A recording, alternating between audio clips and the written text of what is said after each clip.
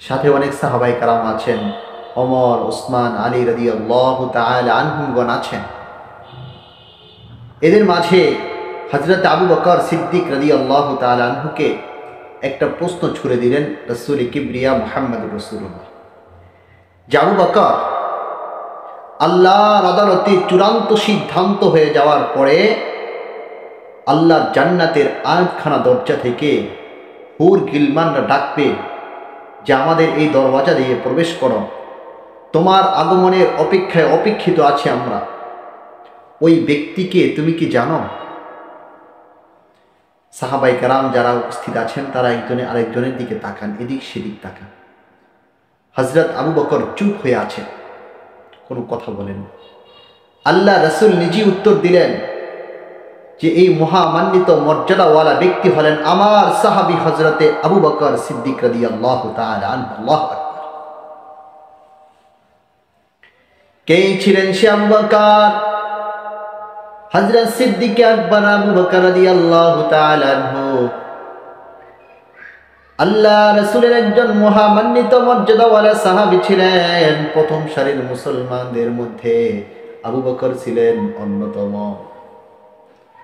একবার রাসূল আরবি হাবিব কিবরিয়া মুহাম্মদুর রাসূলুল্লাহ সাল্লাল্লাহু আলাইহি ওয়াসাল্লাম কাবা প্রাঙ্গণের মধ্যে নামাজ আদায় করছেন।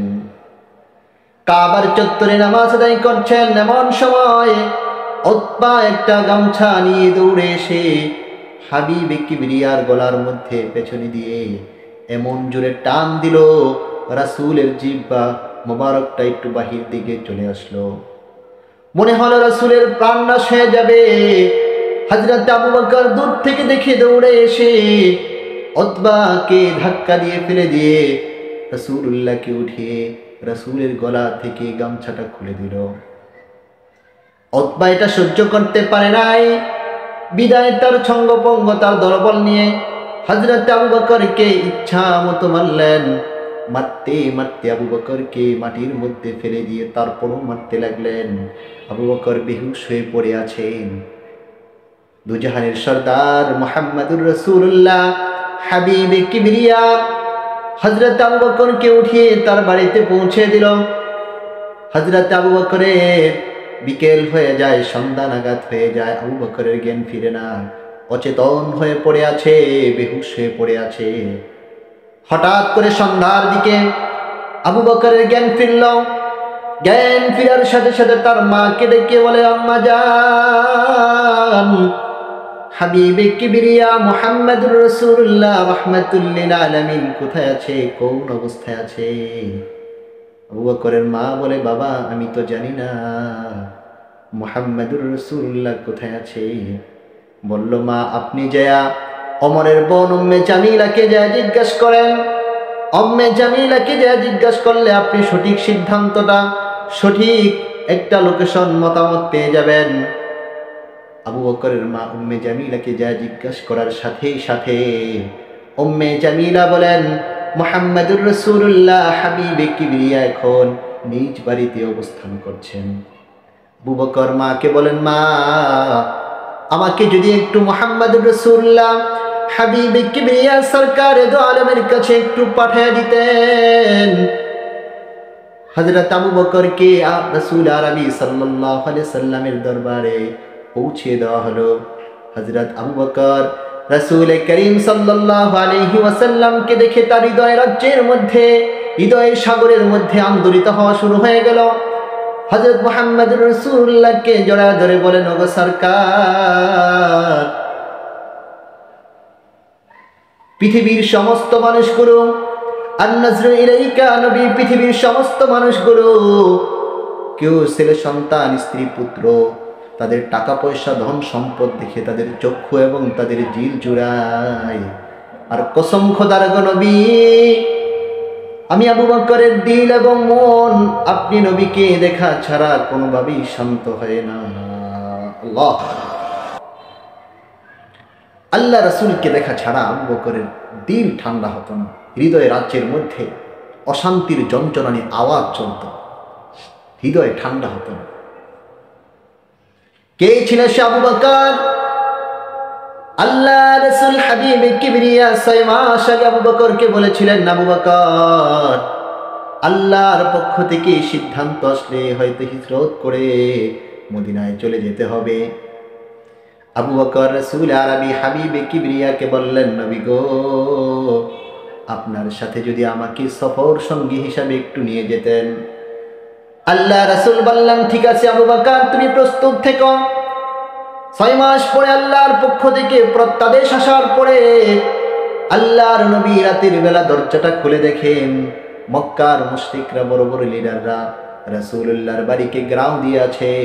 রাসূল ঘর থেকে বের হবে, বের হওয়ার সাথে সাথেই রাসূলের দেহ থেকে মাথাকে আলাদা করে দুনিয়া থেকে চিরবিদায় করে দেবে।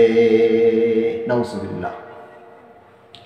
আল্লাহ রাসূল পেরেশান হয়ে আছেন, কিভাবে এখন তাদের সম্মুখ প্রাণ দিয়ে যাওয়া যায়।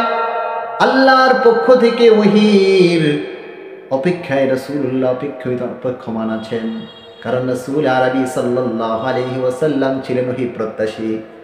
আল্লাহ নিজেই সূরা নাজমের মধ্যে বলেছেন, ওয়া মা ইয়ানতিকু আনিল হাওয়া ইন হুয়া ইল্লা ওয়াহয়ুন ইউহা। হি আস ডিপেন্ডেন্ট অন ওহী। রাসূলুল্লাহ ছিলেন ওহী প্রত্যাশী। আল্লাহর পক্ষ থেকে ওহী আসলো যে, নবী, আপনি এক মুঠো মাটি নেন, মাটি নিয়ে তারপরে মাটির মধ্যে সূরা ইয়াসিনের ওই আয়াত তেলাওয়াত করে সেটাকে আপনি তাদের দিকে নিক্ষেপ করে দেন। আল্লাহ রাসূল হাবিবে কিবরিয়া এক মুঠো মাটি নিলেন, মাটি নিয়ে মাটিকে লক্ষ্য করে বলেন, নো মাটি, চেয়েছিলাম তোর বুকের মধ্যে থেকে তোর সন্তানদেরকে, যারা অন্ধকারের চূড়াবাড়িতে নিক্ষিপ্ত হয়ে পড়ে আছে, তাদেরকে উঠিয়ে আলোর পথ দেখাবো, আলোর দিশা দিব, কিন্তু তোর সন্তানরা তোর বুকে আমাকে আর থাকতে দিল না। এটা বলে রাসূলুল্লাহ সাল্লাল্লাহু আলাইহি সাল্লাম সূরা ইয়াসিনের ওই আয়াত তেলাওয়াত করলেন, ফাআগশাইনাহুম ফাহুম লা ইউবসিরুন। এই আয়াত তেলাওয়াত করে রাসূলুল্লাহ মাটির মধ্যে ফু দিয়ে তাদের দিকে নিক্ষেপ করে দিলেন। আল্লাহর ফজল করমে মাটি নিক্ষেপ করার সাথে সাথে তাদের সকলের সামনে এমন একটা পর্দা পড়ে গেল, দুনিয়ার সমস্ত আসবাব দেখে, দুনিয়ার সব কিছু দেখে, কিন্তু রাহমাতুল লিল আলামিন হাবিবে কিবরিয়া মুহাম্মদুর রাসূলুল্লাহকে দেখে না। সব দেখে কিন্তু মুহাম্মদুর রাসূলুল্লাহকে দেখে না। আল্লাহ রাসূল তাদের সম্মুখ প্রাণ দিয়ে, তাদের সম্মুখ দিয়ে রাসূলুল্লাহ সাল্লাল্লাহু আলাইহি সাল্লাম আবু বকরের বাড়িতে যেয়ে নক করলেন। দরজার মধ্যে যখন খটখট করে নক করলেন, করার সাথে সাথে আবু বকর রাদিয়াল্লাহু তাআলা আনহু দরওয়াজাটা খুলে দিলেন, বললেন, লাব্বাইক ইয়া সাইয়্যিদি। আল্লাহ রাসূল, আমি প্রস্তুত আছি, আমি উপস্থিত আছি। হাবিবে কিবরিয়া বলেন, কি ব্যাপার আবু বকর, তুমি কি ঘুমাও নাই? তোমার চোখের মধ্যে, কণ্ঠের মধ্যে ঘুমের কোনো লেশ মাত্রা দেখা যাচ্ছে না। হযরত আবু বকর বলেন, নবী গো, আপনি যে 6 মাস পূর্বে আমাকে বলেছিলেন হিজরত করার জন্যে প্রস্তুত থেকো, ওদিন থেকে শুরু করে আজ পর্যন্ত একটা মুহূর্তের জন্য আমি আবু বকরের পেটটা বিছনার মধ্যে লাগাই নাই। আল্লাহু আকবার। আল্লাহ রাসূল সফর সঙ্গী হিসাবে আবু বকরকে নিয়ে মদিনার দিকে রওনা হয়ে গেলেন। মদিনার দিকে যখন রওনা হয়ে গেলেন, মক্কার মুশরিকরা এটা জানার পরে সকলকে উদ্বুদ্ধ করার জন্যে বললেন যে, মুহাম্মদুর রাসূলুল্লাহর মাথাকে যে ব্যক্তি এনে দিতে পারবে তাকে এত $1000 দেওয়া হবে এবং লাল পুষ্টি দেওয়া হবে। সকলে এগুলা প্রাপ্ত হওয়ার জন্য মেতে উঠল, রাসূলুল্লাহর পিছনে ছুটল। হযরতে মুহাম্মদুর রাসূলুল্লাহ সরকারে দো আলম নবী মুহাম্মদুর রাসূলুল্লাহ দেখলেন অবস্থাটা খুব গোলাটে অবস্থা আছে। এই জন্য আবু বকরকে নিয়ে রাসূলুল্লাহ গুহার মধ্যে নিরাপদে একটু অবস্থান নিলেন। ঢোকার সাথে সাথে রাসূলুল্লাহর চোখের মধ্যে একটু ঘুম চেপে গেল। আবু বকরকে বলেন, আবু বকর, আমার একটু ঘুম আসতেছে।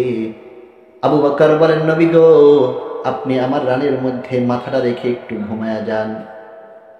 আল্লাহ রাসূল মাথাটা আবু বকরের রানের মধ্যে রেখে ঘুমায় গেলেন।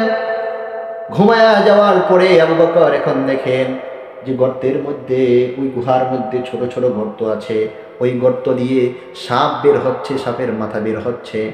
আবু বকর চিন্তা করলেন, এখান দিয়ে যদি এই সাপগুলো বের হয় তাহলে মুহাম্মাদুর রাসূলুল্লাহ সরকারে দু আলমের গায়ের মধ্যে সেটা ধ্বংসন করবে। আর আমি আবু বকর থাকতে হাবিবে কিবরিয়া মুহাম্মাদুর রাসূলুল্লাহর গায়ের মধ্যে কোনো জিনিস ধ্বংসন করবে, এটা হতে পারে না। এই জন্য আবু বকর সিদ্দিক রাদিয়াল্লাহু তাআলা আনহু পা মুবারক দিয়ে এবং হাত মুবারক দিয়ে ওই গর্তের মুখটা আটকিয়ে রাখলেন। সাপ বাধাগ্রস্ত হওয়ার কারণে এখন আবু বকরের হাত পায়ের মধ্যে দংশন করে কামড় দেয়, কোট কোট করে কামড় দেয়। ওই বিষাক্ত সাপের বিষক্রিয়া আবু বকরের পুরা শরীরের মধ্যে সঞ্চারিত হয়ে গেল। আবু বকর এখন বিষ ব্যথা আর সহ্য করতে পারছে না, জোর জোর করে চোখ থেকে পানি পড়তেছে। এখন চোখের পানি আবার হাবিবে কিবরিয়ার চেহারার উপরে পড়বে। কত ভালোবাসা রে ভাই, কত ভালোবাসা, কত আশিক রাসূল ছিলেন। আল্লাহ রাসূলের চেহারার উপরে এক ফোঁটা চোখের পানি পড়বে, ঘুমটা ভেঙে যাবে। এই জন্য মাথাটাকে এদিকে একটু ঝাড়ানি দিয়ে চোখের পানিগুলো ফেলে দিয়ে তারপরে আবার মাথাটা সোজা করে একবার অনিচ্ছা সত্ত্বে এক ফোঁটা চোখের পানি হাবিবে কিবরিয়ার চেহারা মুবারকের উপর পড়ে গেল। পড়ে যাওয়ার সাথে সাথে রাসূল লাফ দিয়ে উঠলেন। ওঠে দেখেন আবু বকরের চেহারার মধ্যে পানি আছে, চোখ থেকে জোর জোর করে পানি পড়তেছে। আবু বকরকে জিজ্ঞেস করে, আবু বকর কি হয়েছে, কি হয়েছে বলো। আবু বকর রাদিয়াল্লাহু তাআলা আনহু পুরা ঘটনা খুলে বললেন। আল্লাহ রাসূল হাবিবে কিবরিয়া রাহমাতুল লিল আলামিনের একটু থুতু মুবারক ওই ধ্বংসকৃত জায়গার মধ্যে লাগায়া দিলেন। আল্লাহর ফজল করমে পুরা গা থেকে সব বিষ ঝরে পড়ে গেল। আবু বকর পরিপূর্ণ সুস্থ হয়ে গেলেন।